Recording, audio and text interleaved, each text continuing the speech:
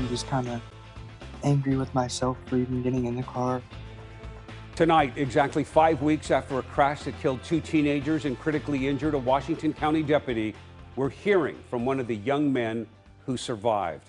It's 11 o'clock. Good evening. I'm Jeff Gianola. And I'm Elizabeth Din. It has, however, taken several surgeries and weeks in the hospital. Finally tonight, Sky Corbett is home with his family. And Jenny Young sat down with that young man and his family tonight and talked to them about what happened. Jenny?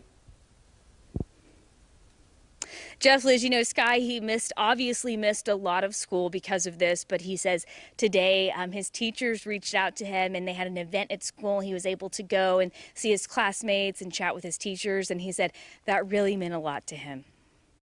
That was a call that I never, ever want to wish on anyone. It's been exactly 5 weeks since Alicia De La Rosa received that call. Her son, Sky Corbett, was one of the 5 Skyview High School students involved in the tragic crash on TV Highway that killed 2 students and critically injured Deputy Michael Trotter. He's a walking miracle, yeah. I'm so grateful for the second chance that I got. Sky's friends, 16-year-old Juan Aguilara, known as Pablo, and 17-year-old Matthew Anaya, couldn't have known there would be no second chance for them when they got into the car with Xavier Rodriguez on April 27th.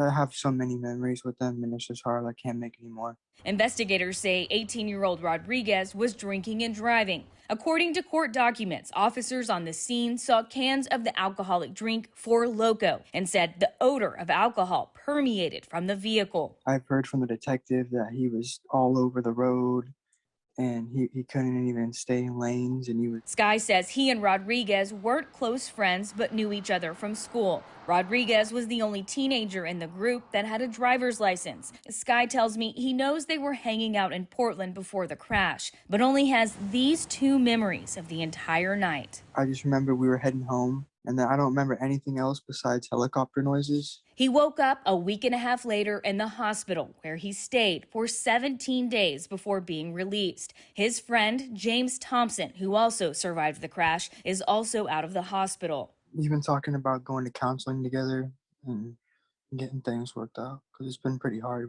especially with Pablo's birthday the other day. The 15-year-old now has 3 metal rods in his body, 2 in his spine and 1 in his femur. He had 6 broken ribs and intestinal injuries. Doctors had to cut off and reattach a foot of his intestines. In total, he underwent 5 surgeries, and now he only feels pain from the injuries at night. His mom tells me while Sky's physical injuries are healing quickly, it's the emotional ones that will take time. The emotional part is the next step, yeah. It's a long road yet, but we can conquer it. He's a good, strong kid, and I know that he'll get through this part. Sky says he regrets getting in that car. He wished he had never gotten in that car. And his mom says he still has nightmares, naturally, and they are going to counseling very soon. Reporting live tonight, Jenny Young, KOIN 6 News. Well, more to this story. The driver of that car, Xavier Rodriguez, is currently in custody in Washington County, facing over a dozen charges, including 4 counts of manslaughter. He's due back in court in 2 weeks.